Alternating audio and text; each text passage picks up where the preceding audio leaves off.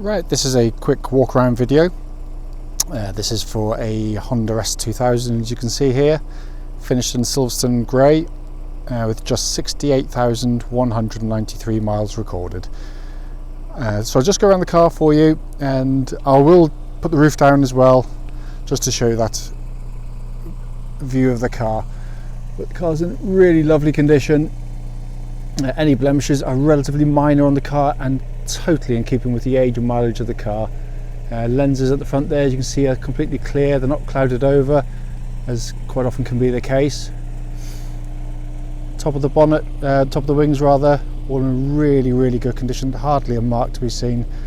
And the bonnet itself is unbelievably free of stone chipping. It's in really fabulous order.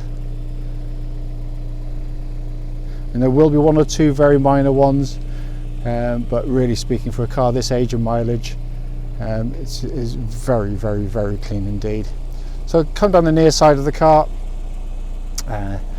Front alloy on this side, generally very good. There is one mark on the spoke, which is just down there, which someone could touch in. I tend not to do that myself. I like to keep things original if I can, but said it would be easily done. Panel work is incredibly clean and crisp.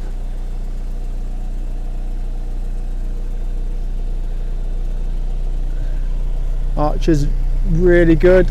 Just a tiny bit of corrosion you just see down there, but again, I'd like to think that is what you'd hope and expect to see on a car this age of mileage, and something that can be attended to very easily indeed.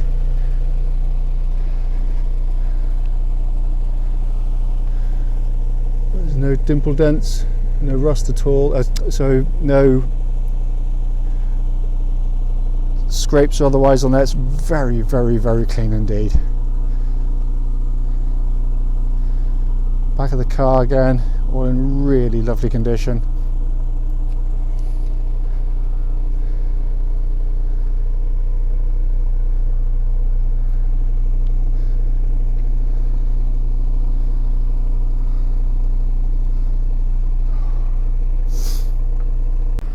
So coming down the off side of the car, again, very clean in terms of car parking things. Can't really see anything obvious on there at all. Rear alloy wheel, absolutely lovely condition. Again, just coming on this side here, there is a tiny little bit of bubbling there. Again, something that should be attended to sooner rather than later. And again, down the bottom here, generally really nice. Just that, you know, it looks like someone may have touched in previously, but you know, again, completely in keeping with it. It's one of the nicest and most original ones I've seen. Just as the rain about to start, oh no! But car in fabulous condition. It really is. So unfortunately, I had to rush inside just as the hailstorm starts. Dry forecast today, believe it or not, but there we go. This is why I did the video today. But just to show you, near side door card, all in beautiful condition. Passenger seat there, all in fabulous condition as well. I mean, there will be signs of wear, but they are very minor indeed, and certainly well within sort of what you'd expect for the age and year of the car. Carpeted area is all really nice. There's a set of overmats in the car. Plastics inside the car, absolutely super condition, really is.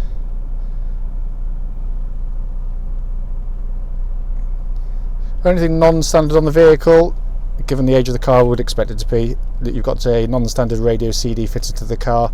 The original one would have probably given up the ghost years ago. Gear knob, again, all in really fine order. Gator also really nice. And then controls for the electric roof, which I will put down in a second, but not while it's pouring down with rain. Sorry, just going to come across there. Main binnacle itself, 61,193 miles. Just take the handbrake off to show you there is actually, apart from a low fuel light, there is no warning lights on the car at all. Sorry, it's really cold today. Got really shaky hands. Not normally quite as shaky as this. but all in fabulous order. I will show the driver's seats when I can get back out to the car, just to show you the condition of that as well. So while it stopped raining just for a second, just to show the driver's door card, all in really nice condition. Footwell area, all really nice. I put a rubber mat over the main mat there just to stop it getting muddy when I'm getting in and out of the car. And then driver's seats, again in very nice condition. Only way you're going to get is obviously a little bit of bolster wear there, but again, that's it, you know, far better than I'd normally expect to see. Coming into the boot area, again, all in really lovely condition. It's such an original car, this one, which is what I love about it. Just pop this little panel up here. Obviously, toolkit's all there, owner's manual pack's all there as well, and your locking wheel nut keys in there as well, but all in very, very fine order. Just to come under the engine bay here, obviously you'd expect a beautifully presented engine bay from Honda. Car's just been serviced, and that included a genuine Honda filter, not an aftermarket one. As requested, it's going to show under the bonnet as well in terms of kind of any corrosion or otherwise. Absolutely minuscule if there's any. There's a tiny bit around the lock there, just a tiny bit of bubbling, but again, nothing compared to what you'd normally expect to see. And then under the actual engine bay itself, just top of some very minor sort of tin surfaces, if you like, but really speaking, very, very, very fine indeed. So while I'm sat in the car here, just to quickly show you obviously inside the car, everything, just put those windows down working as it should, just put the handbrake up just to show you the roof in operation. Incredibly quick roof, which is just as well because it started to rain again, so I'm going to pop it straight back up again. What a day. Sorry, it's a really disjointed video today, but such is the 4 seasons in one day. Right, this is a quick road test. This is for a Honda S2000. This particular car is registered S20DX, which you can probably imagine pretty much spells out S2000, and that comes with the car itself. This particular car has done 68,184 miles and is a genuine UK model as well. The reason we do the road tests is very simple. We want customers to see our cars in operation prior to coming to see us. We're selling to customers now, from all over Europe, the near continent as well, and it's best that everyone gets to see the car in our opinion, and it is the very car you're seeing in the advert as well. Road tests, incidentally, are done on the same roads just outside our premises, so the road test should be representative of what you should feel yourself should you be interested in seeing or obviously buying the car. I apologise also, as good as the GoPros are, the mount points for these videos on the S2000 isn't great, so they're a bit more wobbly than they would be normally. So yeah, I do apologise for that. But going through the car for you, the point of the video is to pick up on any issues I can with the vehicle, and I do pick up on them, so if there's something not quite right, I will let you know. So starting with the engine of the car, it's certainly in the Hall of Fame, this engine. It's an absolutely wonderful piece of engineering. This one starts absolutely on the button. There's no warning lights on the dashboard. It's sweet, it revs beautifully. More about the characteristics of the engine later in the video, but suffice it to say, it's a very, very low mileage one, certainly for the age of the car, and the engine feels strong and in very, very, very fine order. Clutch on the car, again, it feels equally good. It's very smooth in operation and actuation. The pedal is smooth. The bite point is exactly the right point on the clutch pedal, and there's no strange noises when the clutch is engaged or disengaged. Clutch then drives through into what, in my humble opinion, is the very best manual gearbox in current production. Clearly it has the advantage of going straight down into the gearbox, so there's no cables running through to gear changes. But what it achieves is what some manufacturers really struggle with. It's incredibly short in throw. You can see there. Now, when some manufacturers try and do the short throw gearboxes, they become very, very, very sticky, recalcitrant, bulky. This is the absolute opposite. And also, the higher up the rev range you go, the sweeter the engagement becomes. It is an absolute work of art. It really, really is. I've done motorsport for many, many years, driving some wonderful cars, and I can't think of a single race car that has a better gear change than this. It is absolutely brilliant, because it's not just the quality of the gate, the linkage, it's the sheer quality of the synchro mesh. You can feel it every time you change gear.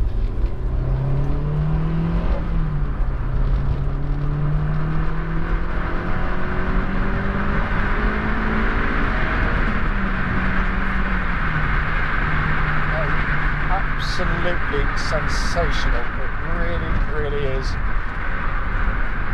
It's just a wonderful, wonderful gear change.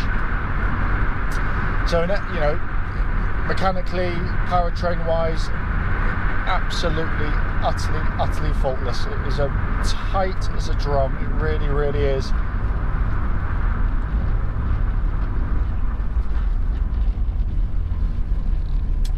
As I'm driving along with the vehicle, checking the brakes of the car feel very, very solid under the pedal. Pulls up really nicely. Obviously, it's going to go through a mechanical pre-delivery inspection, and the service of the vehicle as well prior to it going out. So all these things will be checked.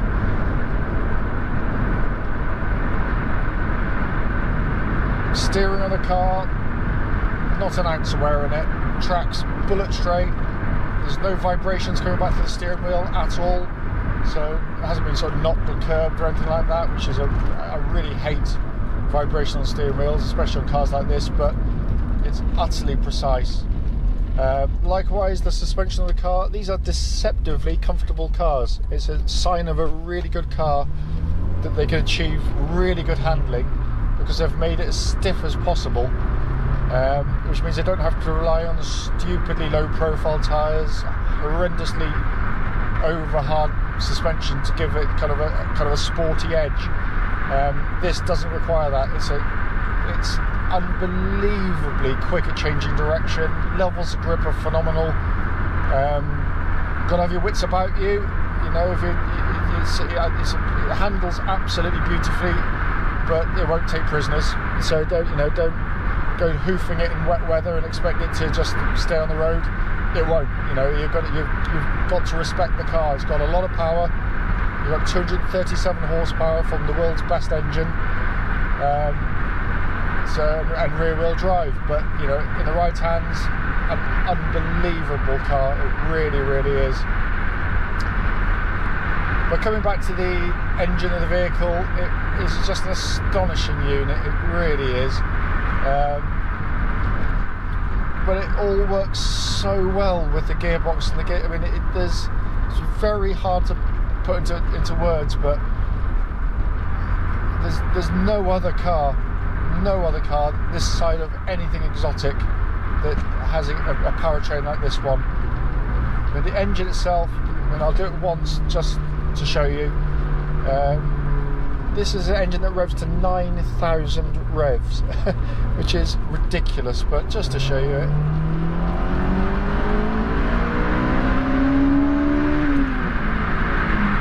That is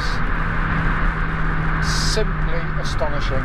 Now, in a world of turbocharged digital cars, it really, really, really, really just smacks them in the face. It really does, because there's nothing artificial. It's just a wonderful, wonderful, pure piece of engineering. The sound it makes, you can do whatever you like in laboratories and R&D centres to make your turbocharged engines sound nice, but they cannot sound. That's pure engine. That's pure RPM. That's an engine singing. It's not the whoosh and whistles that you get with modern turbo engines. I know why they've done them, but it's not. It's just not the same at all.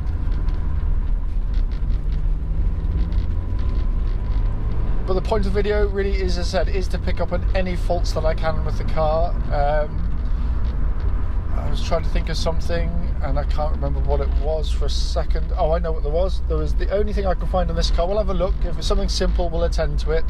But we do feel we priced it right, and we've got to respect the fact the car is now, what, 17 years old.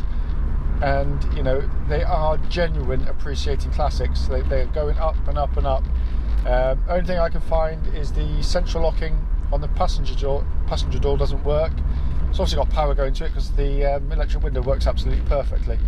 But if it is something simple like a little fuse or something, then I'll certainly do it. Or if it's just a wire, then we'll have a look at it. But beyond that, no, we wouldn't be touching it. But that's the only thing I can find. Everything else works beautifully. Sitting inside the car, it's just a wonderful place to sit and drive. You've got a very natural driving position in the vehicle. Sorry, I don't need to indicate there. You know, all the information directly in front of you. This huge sweeping rev counter, which I absolutely love. Digital speedos. You've got instant information right in your face. With such a fast revving engine, it's really important to have that as well. Keeps it on the boil, but then all the other controls, your fingertips do them there, so your hands can stay on the steering wheel. It's a wonderful, wonderful, wonderful car. Clearly, if I've missed anything on the video, it's not by intent or design. Just do give us a call. Be happy to answer any questions you might have. But it really is a cracking example of a true classic in this modern age.